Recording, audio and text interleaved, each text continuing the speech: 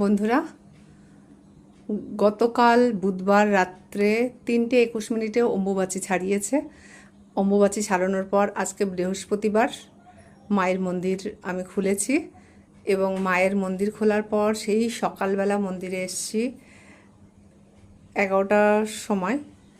তারপর থেকে মন্দিরের সমস্ত কিছু ঠিকঠাক করে মন্দির পরিষ্কার করে, বিশেষ করে মাকে স্নান করিয়ে সমস্ত দেবী ফটো যেগুলো আছে সব দেবী ফটোকে মুছিয়েছি জল দিয়ে, অর্থাৎ যে জল মাকে স্নান করিয়েছি সেই জল দিয়ে গঙ্গার জল, অগরু, গোলাপ জল, লাল চন্দন, অষ্টগন্ধা সমস্ত কিছু মিশিয়ে যে জল তৈরি করেছিলাম তার মধ্যে ফুল দিয়ে মাকে স্নান করিয়েছি। মানে মাকে তো আমি এখানে জল ঢেলে স্নান করাতে পারি না, স্নান করানোর মতো করেই ভিজে গামছা দিয়ে মুছিয়েছি সমস্ত শরীর মায়ের এবং সমস্ত দেবী মূর্তিদের, এবং অন্য কাপড় ভিজিয়ে আবার অন্য অন্য মূর্তিদেরও মুছে নিয়েছি।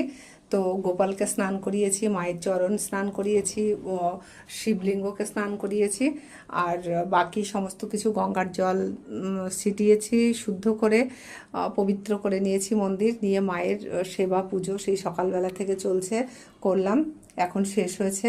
মায়ের সেবা দিয়েছিলাম।